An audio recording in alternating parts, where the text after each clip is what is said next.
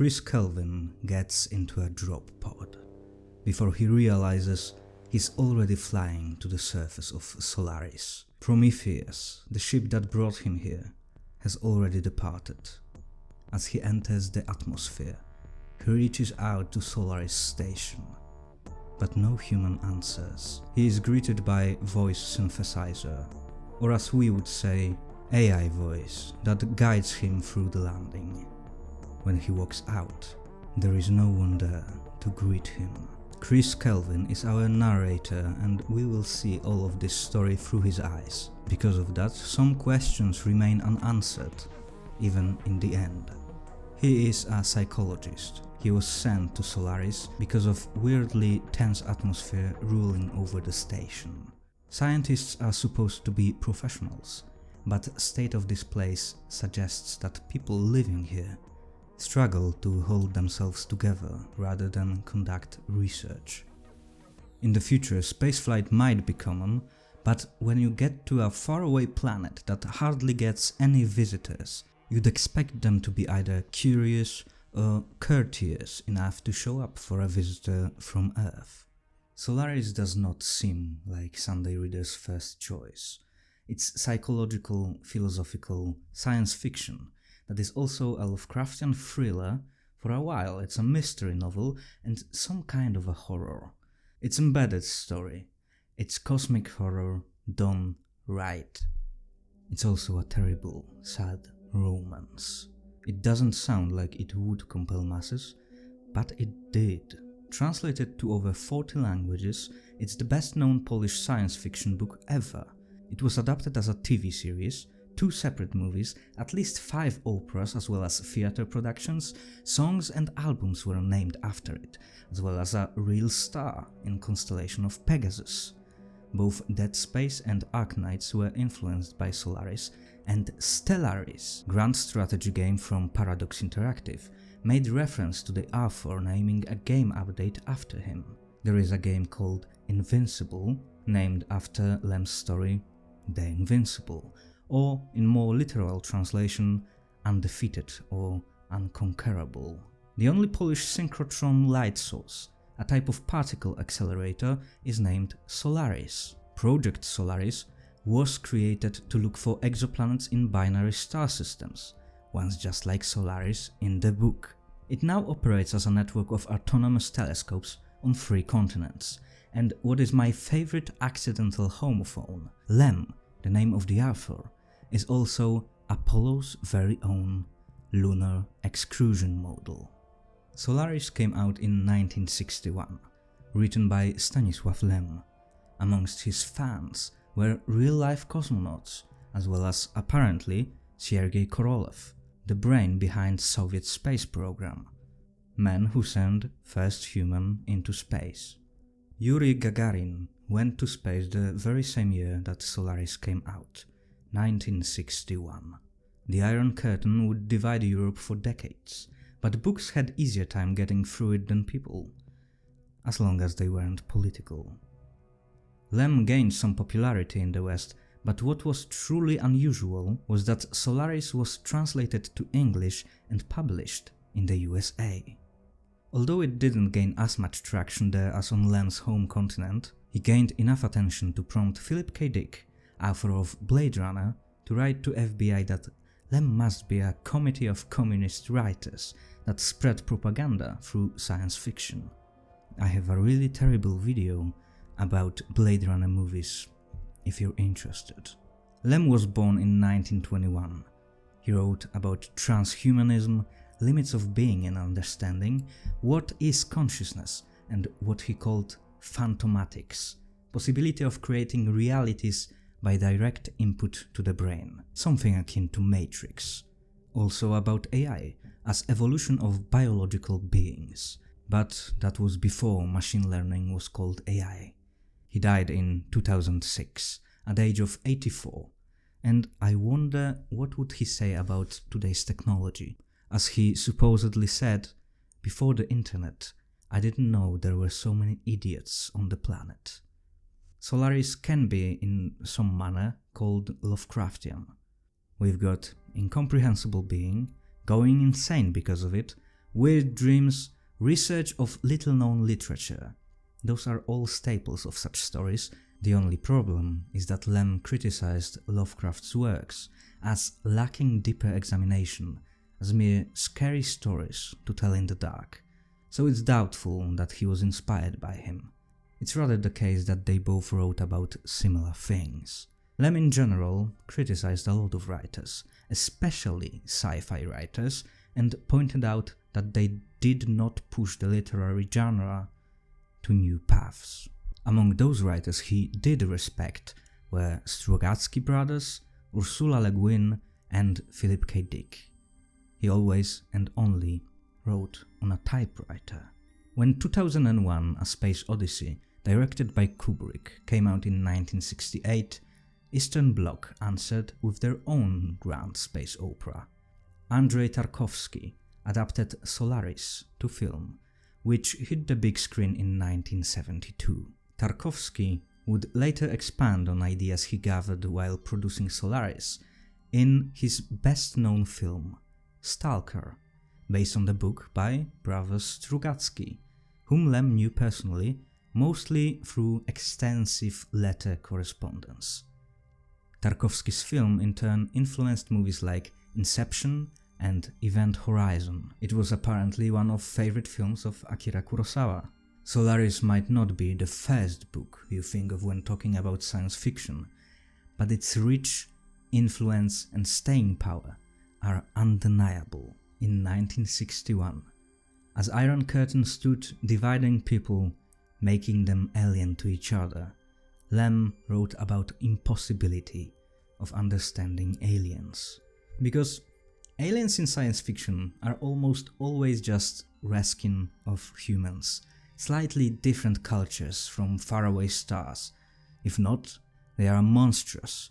We might not be able to communicate with them, but we understand their motives. This is not the case in Solaris. One more thing. As I said, there are English translations of Solaris, but I can't speak to their quality. I know that one of them, for some reason, changes names of characters. There won't be that many quotes here, but those that were included have been translated by sleep-deprived me, so keep that in mind. So, get ready for First Contact, that is also a horror beyond our comprehension. Like and subscribe, and remember, spoilers ahead, viewers' discretion recommended. This story reaches subjects such as suicide. The station is not stationary on one of few places where there is land on this planet. Instead, it hovers over the surface, allowing it to move. A mess on the station. Spilled oil, compressed gas tanks laying around in disarray, unwashed mugs. This is a scientific research station, but it fell into squalor. What is going on in here? He goes deeper into the station. There, on an inflated armchair, he finds Snout, an older, scrawny, short man whom he recognizes as cyberneticist. He is sunburned to the point that his skin peels off of his face. This is an important detail.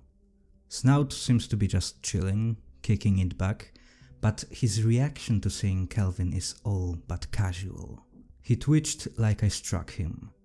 He looked at me with undescribable disgust. I don't know you. I don't know you. What do you want from me? Spilled liquid was evaporating quickly. I smelled alcohol. Was he drunk? The man is clearly not in the right mind, so Kelvin asks him about Gibarian, head of the project and an old mentor of his. Snout laughs, then gets serious, getting from one extreme to the other in short order.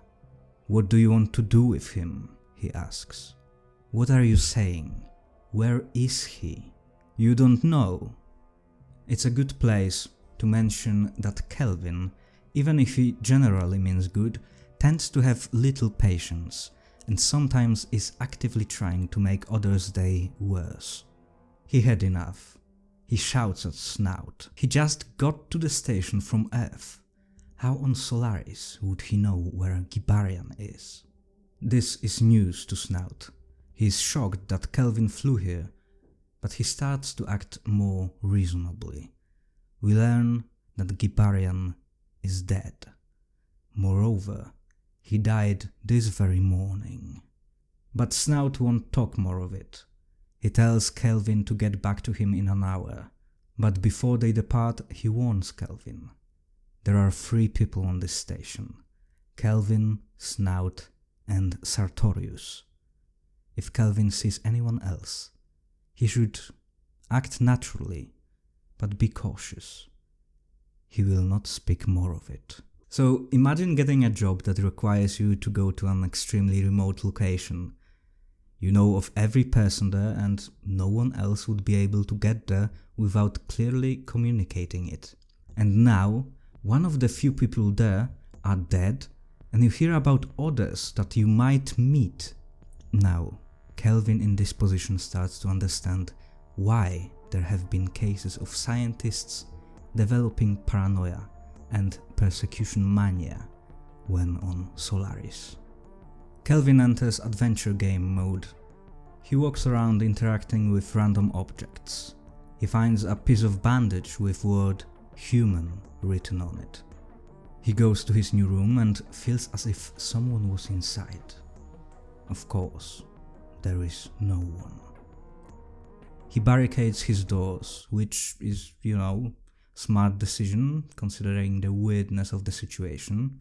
He finds a toolbox, but everything inside is slightly melted and unusable. He takes a shower and jumps at the glimpse of his own reflection in the corner of his eyes. He's uneasy, and he decides to fight it. He picks up a book about Solaris. It's a lore dump time. Usually straight up exposition is considered bad, yet here it works. We don't learn about some basics that everyone should know, and even if Kelvin is familiar with this information, rereading it is quite normal.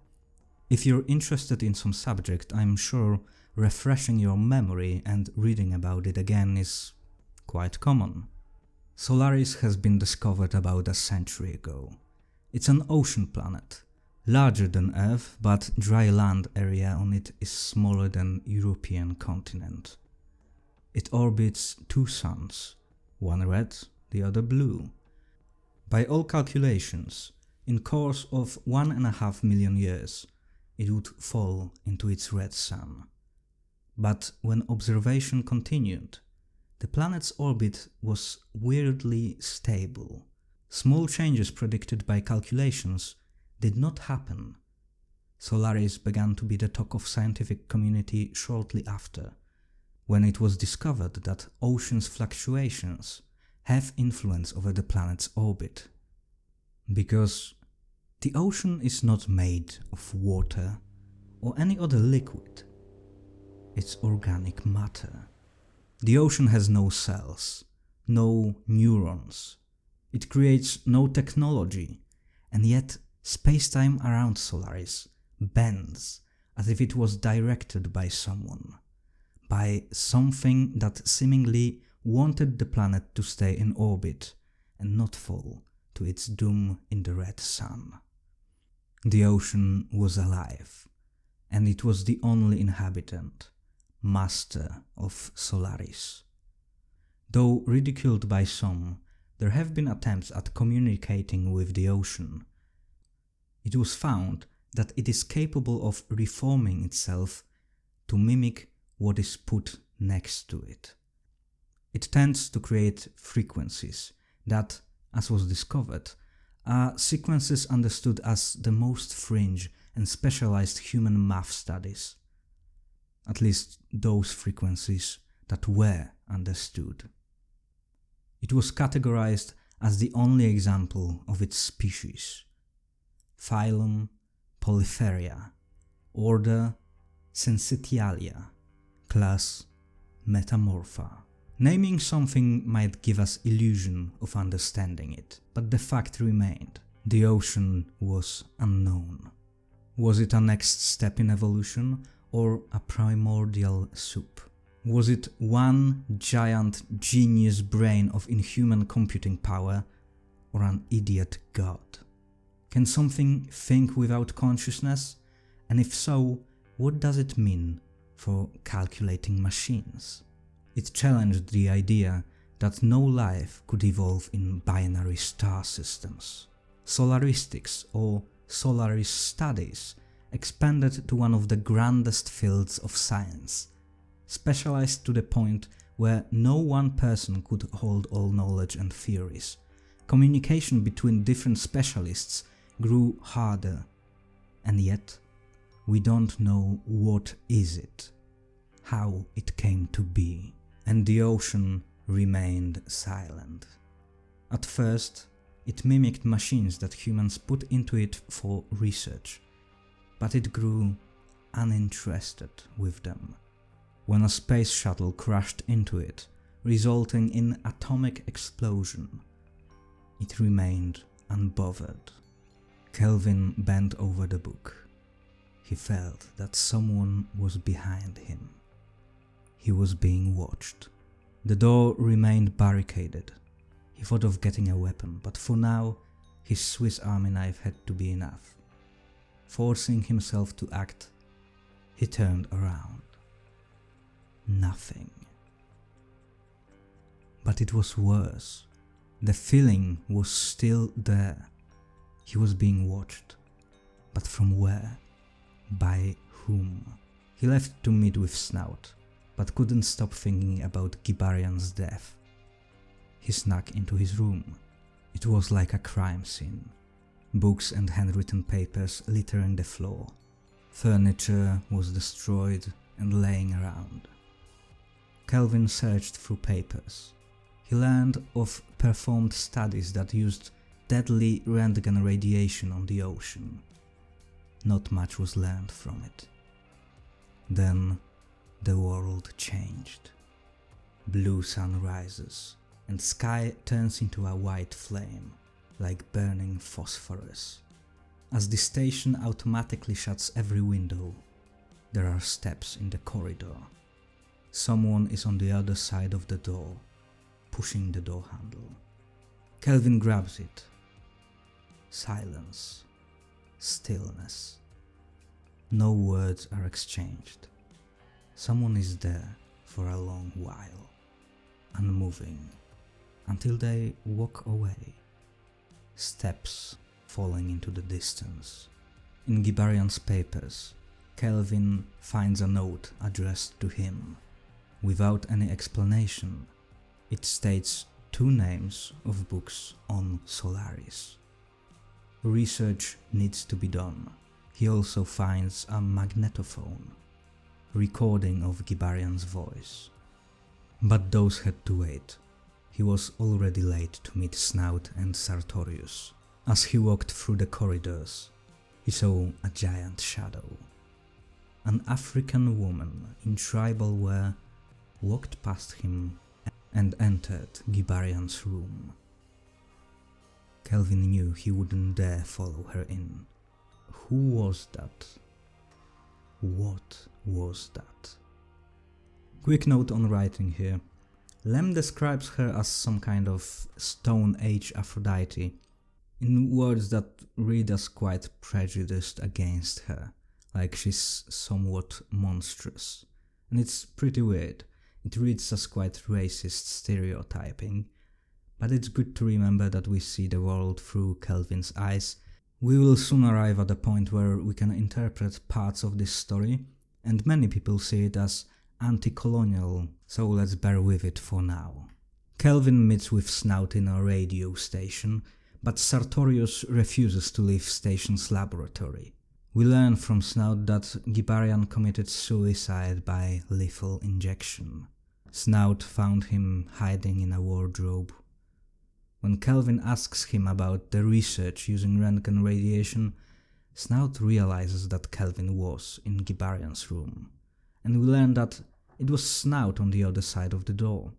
Snout does not trust Kelvin, and Kelvin is incapable of getting much information from him. He thinks that Gibarian had to be in a state of psychosis, and perhaps insanity, But Snout gets furious at the idea that anyone on the station is insane. As Snout has bloodied knuckles, Kelvin realizes that what he saw was real. A guest, as they are called. They somewhat remind me of visitors from No, I Am Not Human. They hear the same woman walking by the door, but Snout is unbothered. So even though he is in terrible mental state and seems to be afraid of something, it is not what we saw thus far. We also learn from Snout that all robots that were manning the station were locked away. But as usual, Snout refuses to elaborate. As he leaves, Kelvin grabs a gas gun that is normally used to move in zero gravity of space. Snout ridicules him. Whatever is here, a weapon is of no use.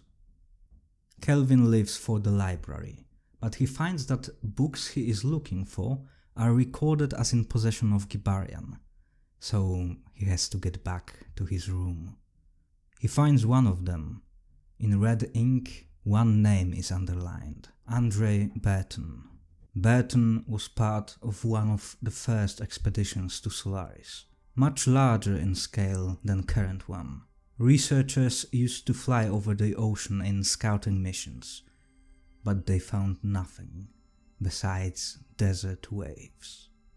I really like that the ocean is called a desert. It's one big living thing, but it means that nothing else is there.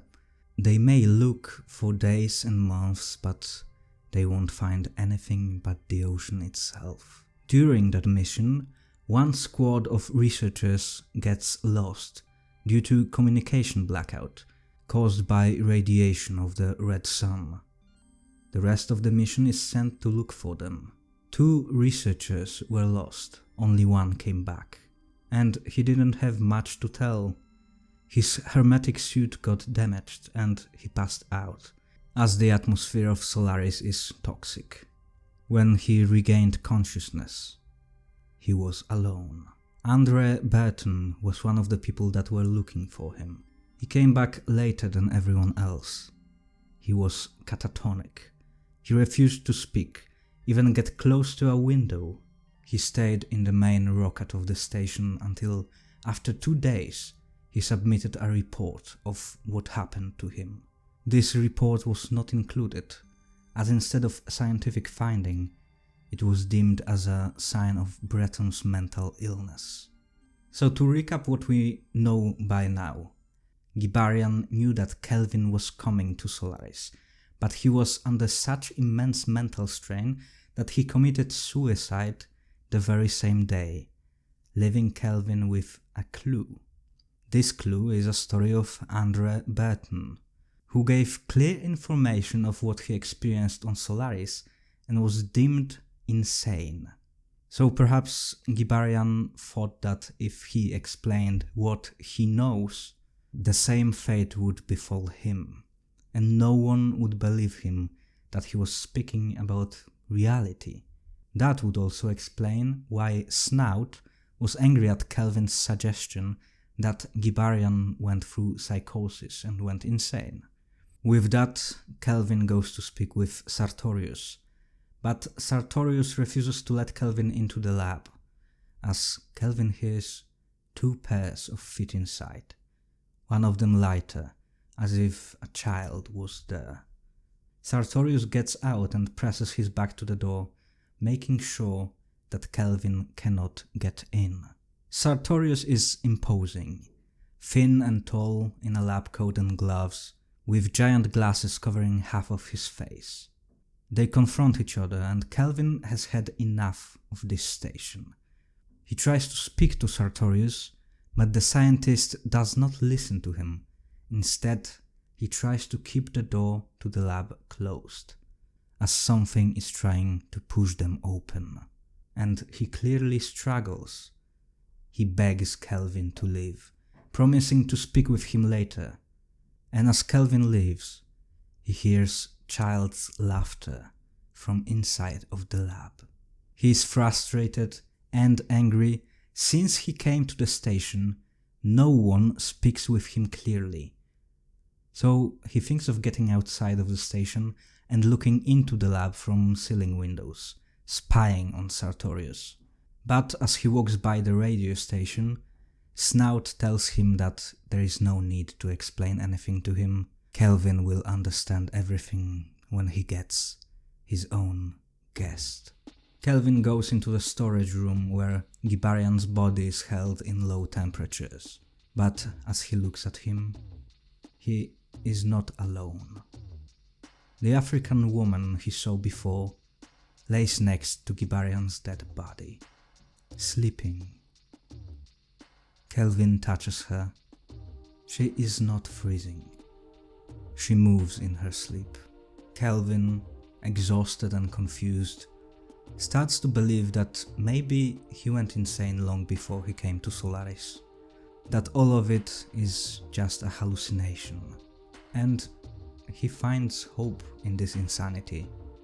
If it's an illness, it can be cured.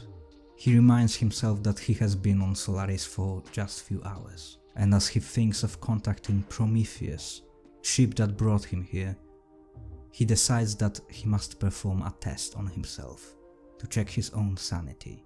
But how do you perform sanity check on yourself? If anything could be a product of your own imagination, what do you do to check what's real and what isn't? Kelvin decides that math is the answer. He contacts a satellite orbiting Solaris and gets information about position of certain stars, but he is sure not to look at them. Then he uses station's computer to calculate the same thing, so that if they correspond, it means that the station computer is real, and so is everyone and everything on the station. It does leave possibility that Kelvin is so deep in his insanity that nothing we see is real, but we must stop somewhere before we reach solipsism. Numbers correspond. Kelvin is sane. And that's bad news for him. With that, he goes to sleep. So all of that took place in span of couple hours. Thus far, we know that there should be 2 people besides Kelvin here, but somehow there are 2 more.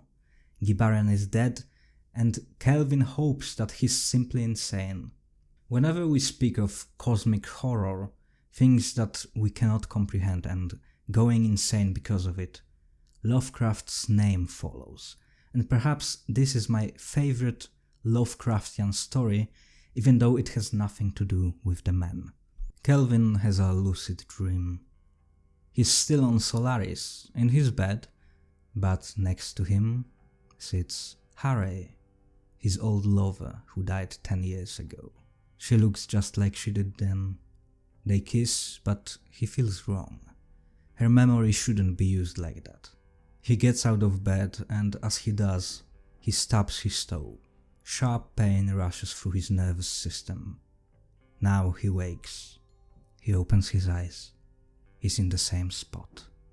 And Harry, a woman who died a decade ago, is right next to him. They talk. Harry says that she got here from the storage room. It was cold there.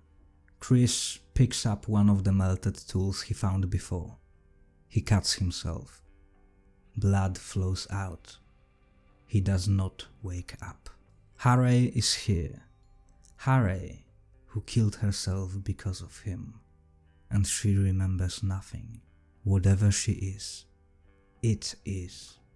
It thinks. It's her. Kelvin is terrified, but he remains calm on the outside. He asks Harry to wait for him. He needs answers. But she won't wait. She says that she needs to see him. She can't let him out of her sight, as if it was most natural statement of facts. Kelvin thinks of binding her, keeping her in the room when he looks for answers. Struggle is useless. She's stronger than him. She doesn't even try, but he can't keep her hands behind her back. Whatever she is, Harry is not human. and Kelvin is trapped with her. He tries dosing her with sleep medicine. Her body does not react. She knows things she should not know, like the name of a man that Kelvin met only after her death. She acts casual. She's close to him, like a lover would. She does not remember much besides Kelvin. She's horrifyingly familiar. And then he remembers Snout, his face, his bloodied hands. A course of action falls into place. They get into spacesuits. She does as she's told, but her dress has no zipper. Buttons are for show. It has to be cut off of her. They walk to the landing pad. Kelvin prepares a rocket. It can't be opened from inside. He will lock her in inside, and he will have some time to speak with Snout. She goes inside as she's told to. He slams the door shut.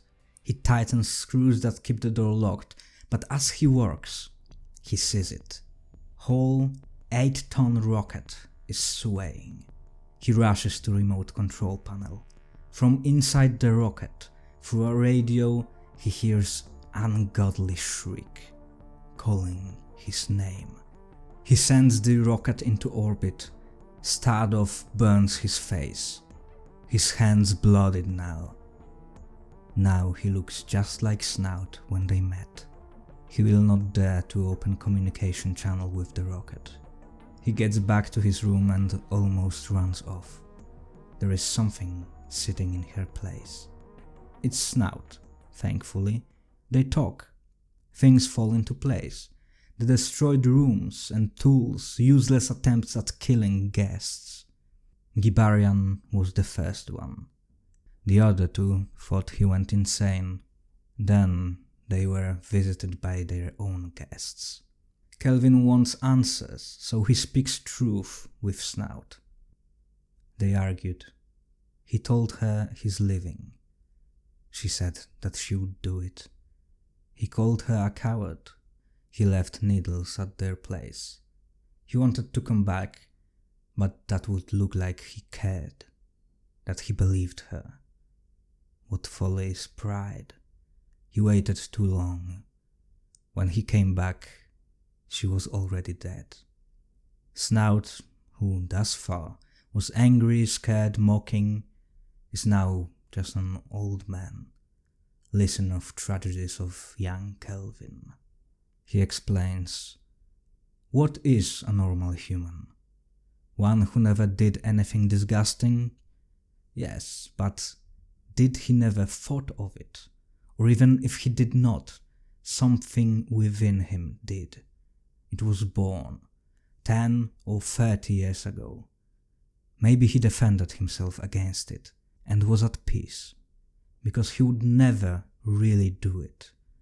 Yes, and now imagine that at once, in broad daylight, amongst others, he meets it embodied, bound to him, invincible. So, guests are manifestations of what's worst in humans, terrible mirrors that show the ugliest parts, even if they were only thoughts. For Gibarian, it was the black woman. For Sartorius, a child. For Kelvin, Harry. This is too much to ask of someone to share it, but I can't help but think, what would it be for you? What sits in the darkest, deepest parts of your cells? What would you never want to be known about you, for others to see? We all have thoughts that come and go, impulsive thoughts, and most of us will never ever act on them. But what if you went to Solaris?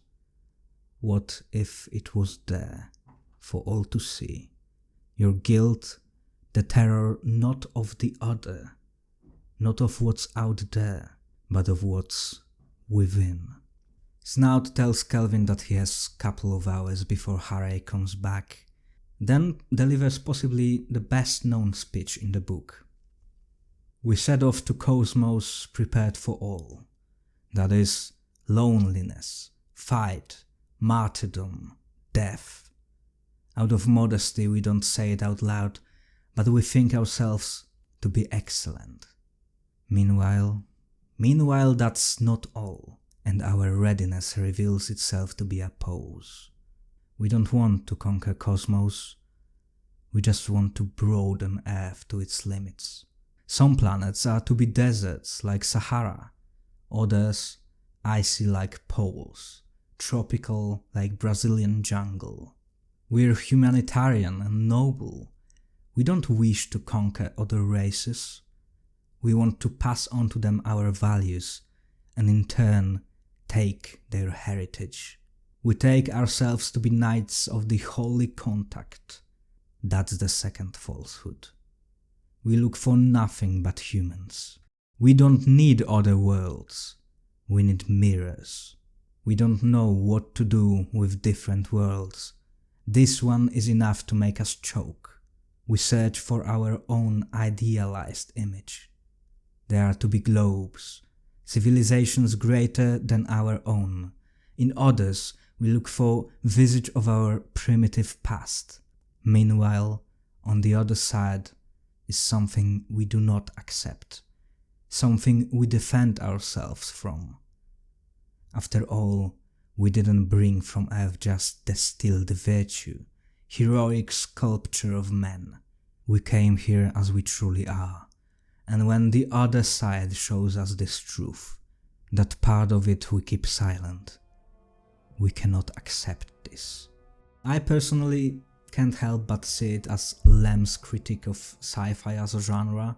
Its potential is limitless, and yet again and again it falls into stories like any others, where science fiction is just a paint on the fake front. But Solaris has no one single and all-encompassing interpretation, so I cannot tell it to you. This speech is an example of that. What is it about? About so much. We can write about it again and again, but perhaps by simply reading the original, we'll understand more. I didn't say it at the beginning, but perhaps if you are hooked with the story, thus far I told you about the third part of the book, the first third part. So I implore you to go and read it. It is very good, and as I have said, reading source material is always the best way to interact with this material. Analysis can open up new ways of seeing it for you, but it's just me talking. So what's really interesting for me about Solaris, that it does in practice what many do in theory. Thus far, it's kind of a cosmic horror. Everyone who comes to the planet starts to seemingly go insane, but instead of looking at it from third-person perspective or describing how evil this alien force must be, we are given specific examples of how it happens. How in just few short hours of arriving, Kelvin's mental state deteriorates so fast and so much. There are only 3 people in this star system, suffocatingly few. You cannot escape dealing with them unless you become fully shut in. And they won't speak clearly on anything. The atmosphere is oppressive. Paranoia kicks in first hours of Kelvin's landing, because he is now stuck here and things are clearly not okay. Then we get manifestation of our darkest, most hidden parts coming to life and hanging out with us. Harry thinks she is in romance, chilling with her lover, while Kelvin is trapped with immensely strong, ever-returning vision of a woman who killed herself because of him. And the background? It all happens on a planet with one singular, gigantic entity, perhaps comprehensible by size. It's only the size of an ocean, but that's because we think on a cosmic scale. After all, it is science fiction. But when you are on the planet, you might start to understand what this scale means. Not seen on a presentation, not made of numbers, but what it means when you're next to it. And why is all that happening? Is ocean evil? Is it trying to make humans go insane? Toying with them? At this point you might think so, but hold your judgment. And then we have Snout's speech. It's to the point. It's about humanity in this world and what's our mindset when we go out into the galaxy. It's about our self-centeredness, which is a self-ridiculing statement. It's a critique of colonialism, it's critique of science fiction, it's critique of ourselves. Fear of the unknown is something talked about so much that it's barely usable. But confrontation with the unknown does not need to be scary. Unknown itself can be fun. We are extremely good at pattern recognition, so the same things over and over may get boring. But we also like familiarity, so seeking out new experiences, fresh desires can be thwarted. But don't you remember what it's like to be a kid and learning about all for the first time? And I don't think that it's fear that stops us from seeking it in adulthood. It's being boring. Go out there, jump into the world you know nothing about. Maybe you'll end up on Solaris, maybe you will find that mirror, who knows. But seek out that which is not already digested. So, coming back to the story. Kelvin and Snout philosophize on nature of the ocean. They do not know why it does what it does, but it seems to them as overly simplistic demonology to say it's evil. Guests started arriving shortly after the experiment with Röntgen radiation. We learn of from Gibarian's manuscripts. It's unknown how guests get into the station. They regenerate extremely quickly. They cannot be killed in normal ways. And they always come back. They never change, don't react to attempts at killing them, they keep being. And they think they are human. Even if they aren't biologically us, they act as if unaware of this whole situation. Snout even jokes that Kelvin could not know if Snout himself is a guest, with one caveat, that they both can be killed. Snout even suggests that they could send SOS signal, get picked up from the station. They would surely end up in some psychiatric hospital with diagnosis of mass hysteria, but that perhaps wouldn't be that bad. You know, walks with nurses in the garden, clean rooms, calm, simple life. But they do not do that. We learn that Snout picked up a book from Gibarian's room, one that Kelvin was looking for, Little Apocrypha. It's a collection of pseudoscientific studies of Solaris, but it does include Andre Burton's report, which deemed him insane. Altitude 1000 or 1200 or 800. Nothing observed. Ocean clear. 1640. Red mist rising. Visibility 700 meters. Ocean clear. 1700. Mist thickens. Silence.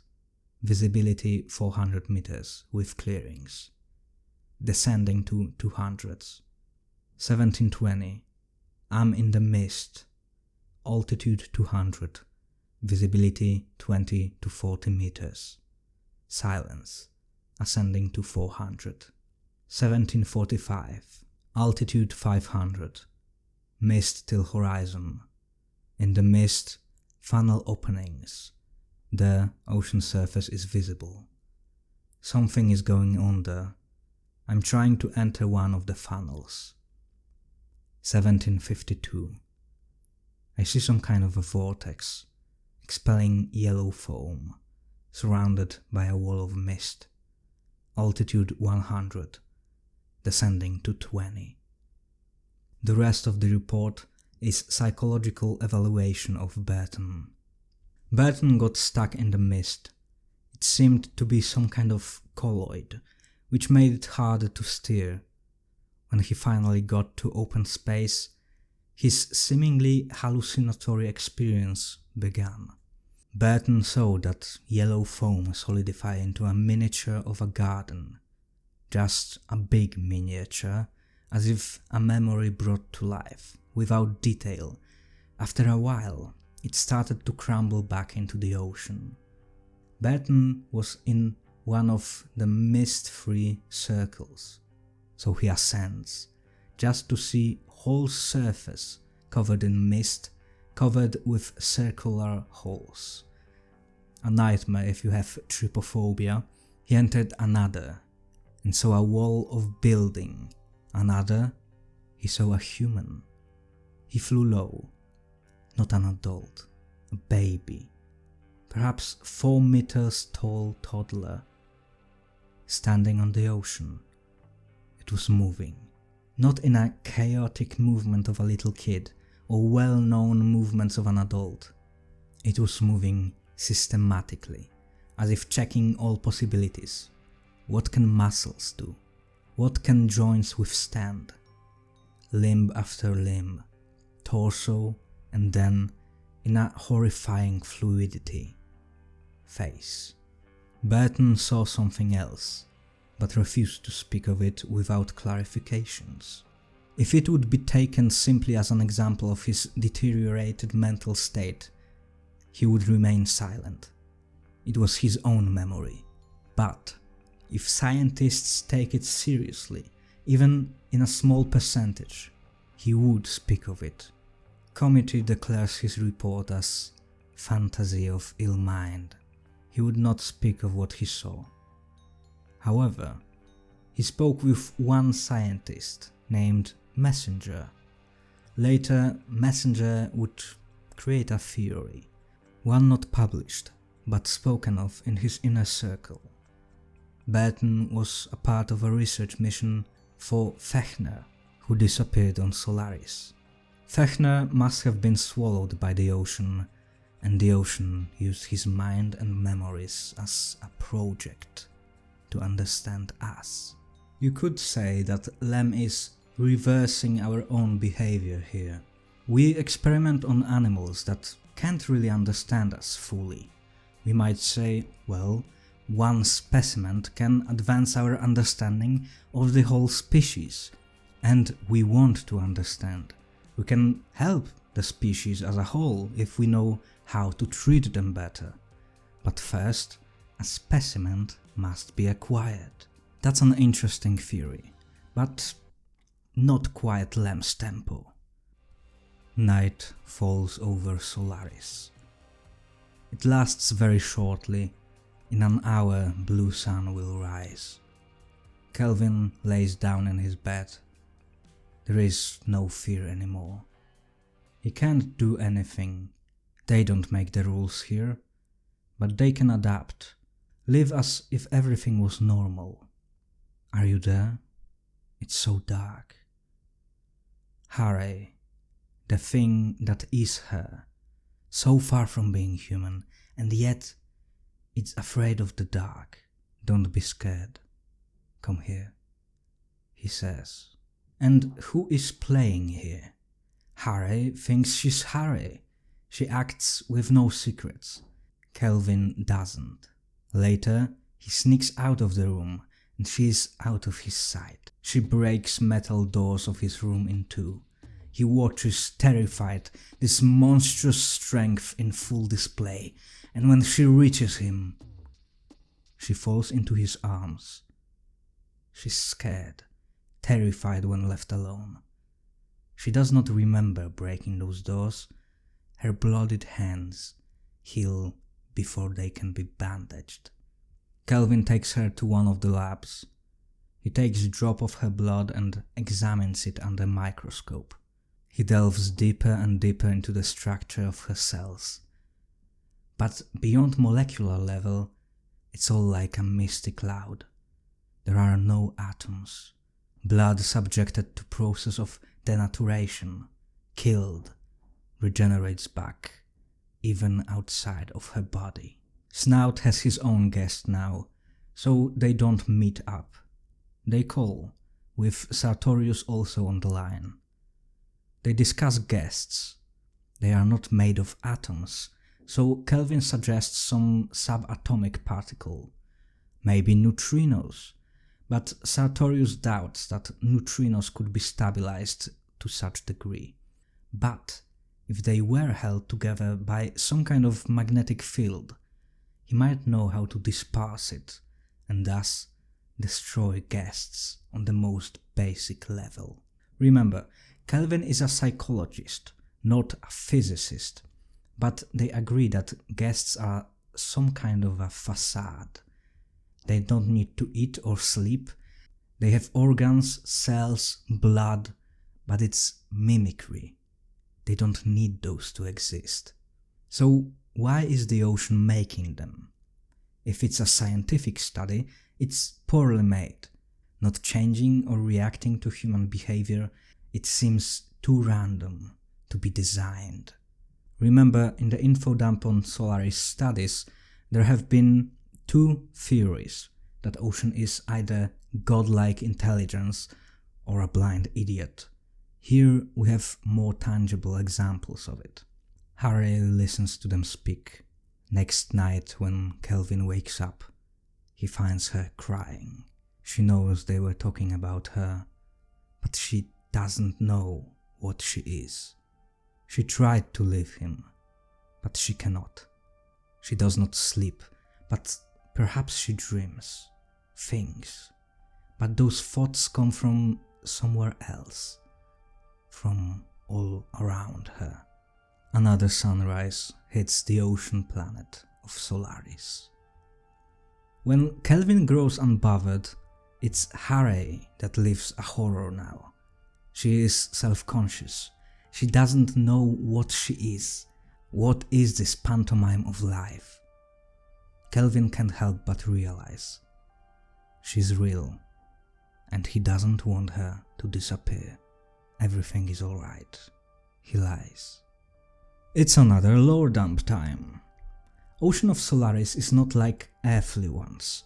Stable liquid that, besides waves and vortexes, remains in its form. Solaris ocean changes shapes, sometimes making canyons greater than the Great Canyon, just to, after a few weeks, disappear.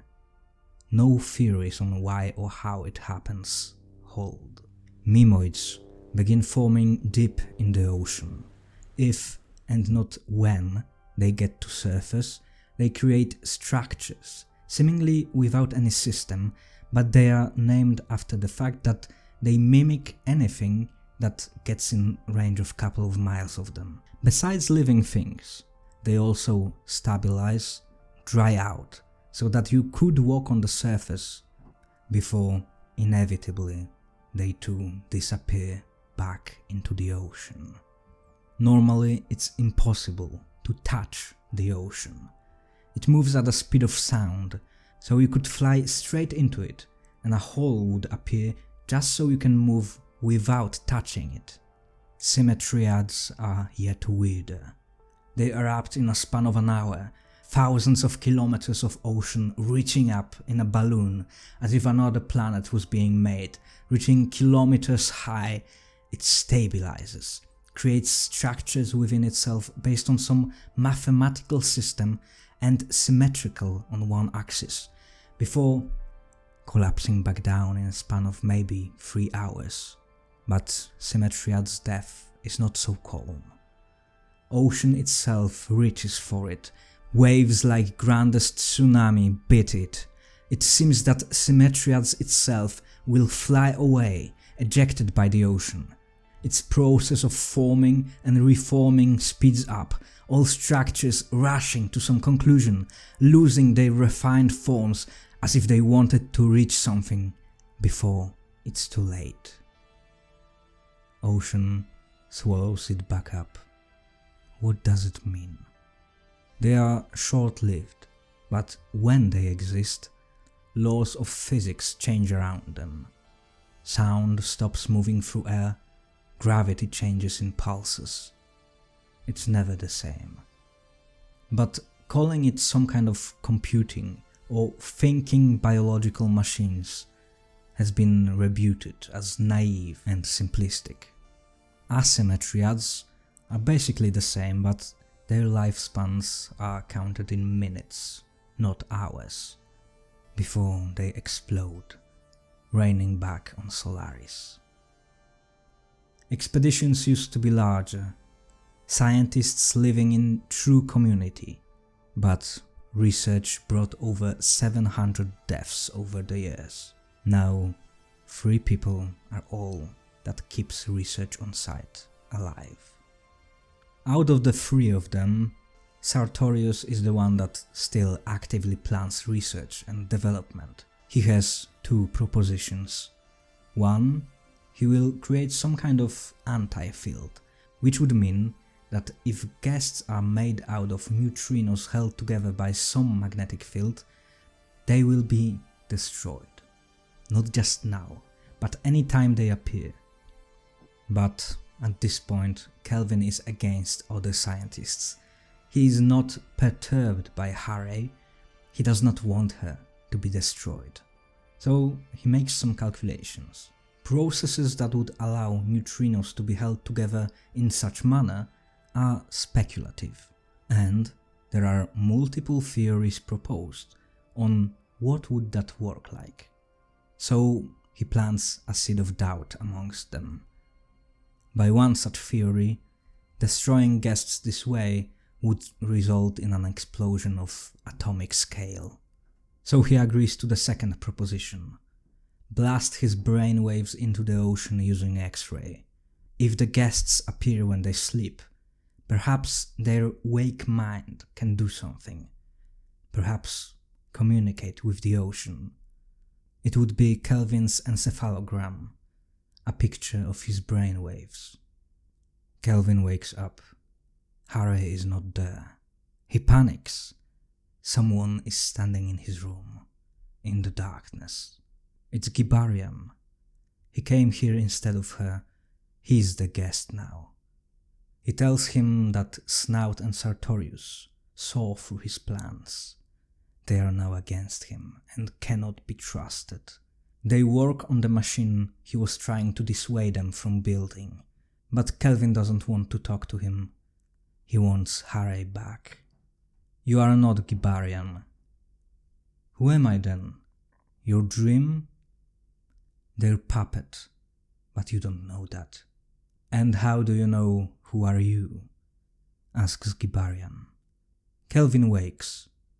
Just like before when he was awake but thought he dreams, now he was dreaming, yet thought he was awake. But he was sure he heard Gibarian. He tries to find Gibarian's voice recorder. Harry says she found it and left it on the table, but it's not there. Kelvin has a bad day. He has a migraine, he can't focus. Meanwhile, Harry notices more and more. She does not understand what she is, but now she's aware of that. She doesn't want him to call her pet names. At one point she stays outside of his sight, just for a while. Before, she couldn't stand a second of separation, breaking metal doors just to see him. Now she does it by her own choice. She notices how he looks at her. He might try to love her, be kind, but there is fear and disgust in his eyes. Day passes just like that. Kelvin wakes again. Harry is not with him in the room. He hears something out in the depth of the station. He rushes to her. He's too late. She breathes out cold vapor. When he holds her up, she sounds like crunching glass. She poured liquid oxygen down her throat. She's dying, just like real Harry did. But now he's with her. He has to see her agony, her pain. How much longer? She asks. But it does not happen. Her body regenerates. She can't even end her own life. She listened to Gibarian's tape. She knows she's not Harry, but she is also her. She doesn't want to live like that. She's here to torture him, all the while she had good intentions. But Kelvin is not so sure of that. Maybe it was meant as torture, maybe as communication, a favor, exchange of experiences, maybe something fully different. She is Harry, but also is not, and she wants to differentiate herself from this blueprint. She wants to be her own person. Kelvin meets with Snout. Harry, with all of her will, is able to stand outside. He wants to leave the station with her. Snout laughs. How could he know that she will be able to survive that? She might be alive only with stabilizing power provided by the ocean. Kelvin might love her, he might think he does, but what about the first Harry, the one he sent into orbit? Is she still there? Maybe if they turn on the communication with the rocket, they will hear if she still lives. And what about his love for her? The longer she exists, the harder it will be for Kelvin. Kelvin thinks back on Solaris studies. It's true, parts of the ocean were taken back to Earth and they all died, no matter what we tried. But it's a story of old. Now Solaris studies lost their greatest minds, and new geniuses turned to other subjects. Solaris remains a mystery beyond comprehension. There is nothing to be gained from it. If you want to make a name for yourself, you will choose something else. Solaris researchers are in lethargy, cataloging, remembering. But the spark is gone. There is no progress. Fatalism towers over them. They wait for revelation with religiosity. But there are no, and cannot be, any bridges between humanity and Solaris. And what would we gain from that contact? The ocean is not human, not anthropomorphic. It's built on different fundaments. Kelvin meets with Snout and Sartorius. They make encephalogram of his brain and beam it into the ocean. Nothing happens. As station flies over the planet, transmission is repeated. Over 10 days of nothing. Besides dreams. Kelvin dreams in unnatural clarity. In comparison, reality seems dreamlike. He feels stuck in place, overwhelmed by surrounding presence, luring him, promising, asking to be let in. And yet, he feels that if he does so, his end will be terrible. He has no body, he's a mass, a block. And then, from surrounding him presence, something reaches out, shaping him, and with it, in tandem, he makes himself. Face, body, a woman entangled with him. Untangling and coming back together, unfinished, endless, he screams. Silent, boundless, infinite. It's a good time to mention that Lem took part in the study in which he took psilocybin mushrooms, and he thought drugs are an easy way to reach states that usually take a lifetime of reflection and meditation, although he did not recommend taking them. Next 15 days pass. It is not said in the book, but I think Kelvin's dreams are heavily suggested as being caused by experiment they made. They literally beamed his brain waves into the ocean, and they looked for reaction in the ocean, but what changes is Kelvin's state. So perhaps when ocean gets information on Kelvin, it can somehow interact with him. We already know that guests appear when they sleep, and now he has those weird dreams. So perhaps something changes when humans sleep that allows the ocean to reach for them. Snout meets Kelvin and Harry randomly and notices that Kelvin stopped shaving. He says that Gibarian stopped shaving before his mental state degraded. He is drunk, just like at the beginning of the book. He proposes that they should get out and start screaming at the ocean.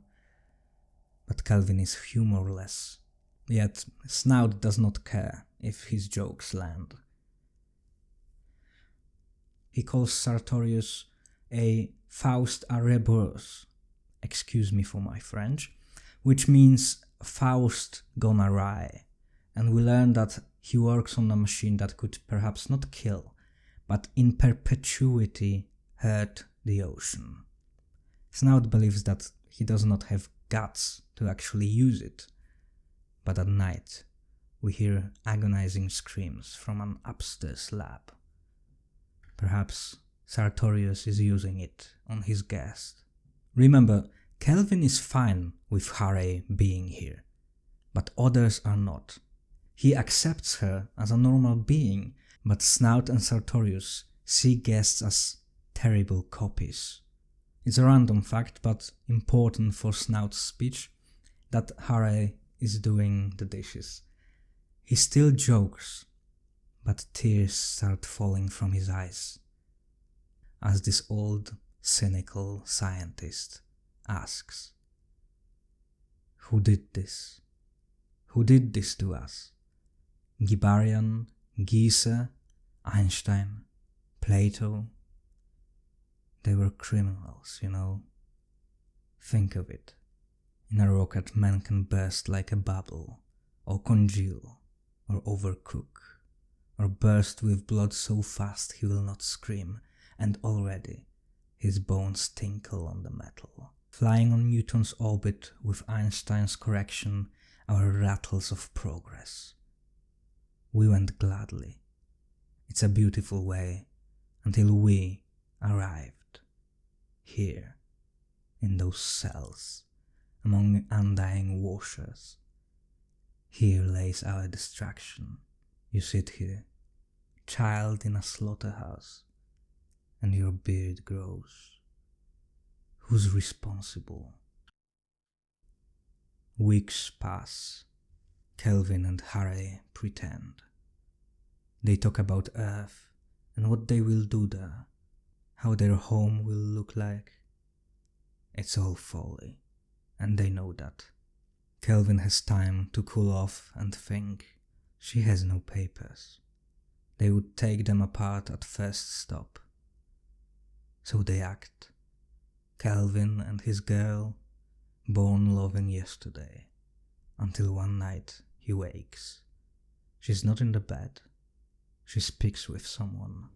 The ocean changes. It illuminates the night with fluorescent spots. They soon cover it all, just to disappear in a wave, until horizon, as new structures rise from the ocean. They speak of Earth again, and their future life.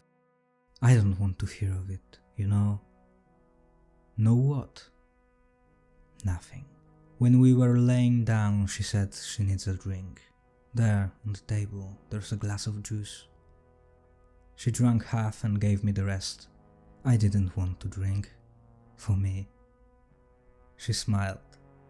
I drank the juice, which tasted a bit salty, but I did not notice it then. If you don't want to talk about Earth, of what then? I asked when she turned off the light. Would you marry if I wasn't there? No. Never? Never. Why? I don't know. I was alone for 10 years and I didn't marry. Let's not talk of it, love. There was a hum in my head, as if I drank half a bottle of wine. No, let's talk about it. And if I asked you to? Asked me to marry? Nonsense, Harry. I don't need anyone besides you. She bent over me. I felt her breath on my lips.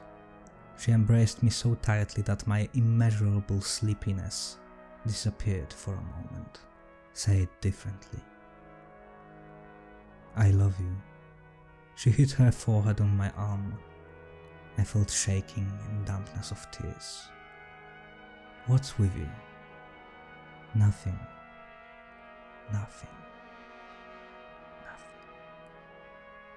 She repeated quieter and quieter. I tried to open my eyes, but they were already closing on their own.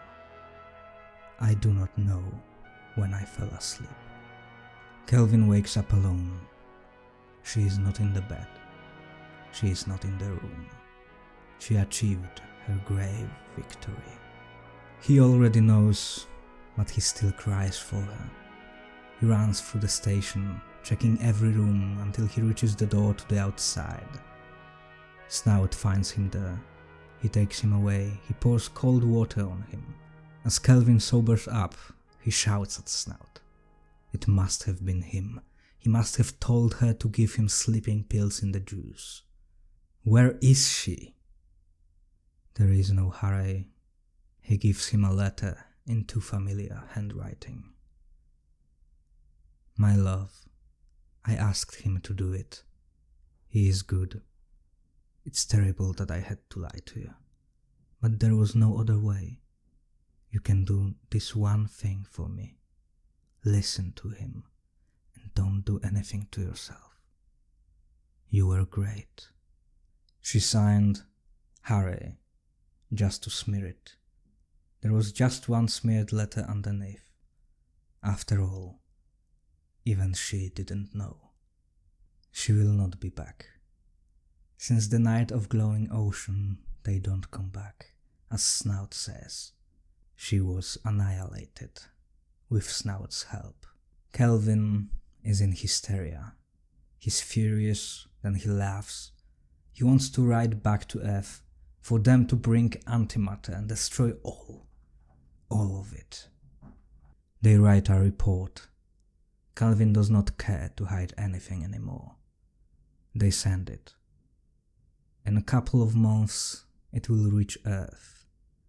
He's stuck here till then. But he will go back to Earth. He will drown amongst humans. He will remember to smile, to laugh, but he will feel none. Thus he thinks, looking out of the window, watching an old mimoid. Snout comes by. He has some things to do if Kelvin wanted to take his mind somewhere else. But he doesn't. He asks Snout, "Do you believe in God? Who in our times does?" I'm not a religious scholar, but was there any faith in a defective God? It should be a God finite in his wisdom and power, fallible in seeing the future of its creations, and course of events started by it could bring terror. A handicapped God who wants more than it can, but doesn't know it up front. This God does not exist beyond matter and can't escape it, and wants only this. Ah, he pointed at the ocean. No, I don't mean it. That's a hermit of the cosmos, not a god. This God I speak of would be the only one I could believe in. Kelvin points at a mimoid. He wants to fly out there. Snout expects the worst, but Kelvin denies it. Does your word still hold value to you? Good God, Snout, it does, and I gave it to you. He sees open ocean from up close for the first time. Its waves are not like those of water. They are a spasm of muscles of an animal. Kelvin walks out on a mimoid, but he does not care for it. He walks down to the ocean. Waves hit the structure he walks on. He reaches out. A wave that should catch his hand stops. It slowly envelops it, but never touches, mimicking the shape, but there is always space between them. How could we comprehend? How could we know? We can't do it with other people, we can't do it with ourselves. Perhaps it's tragic that we will never understand. Or maybe, if we really try, we will almost. Thank you for watching.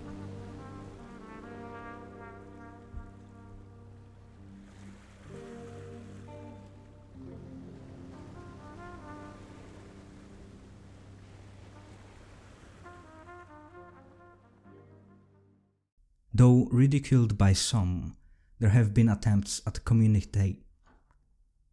Though ridiculed by some, there have been attempts at communicate. Though ridiculed by some, there have been attempts at communicating. Though ridiculed by some, there have been attempts at communicating with the ocean.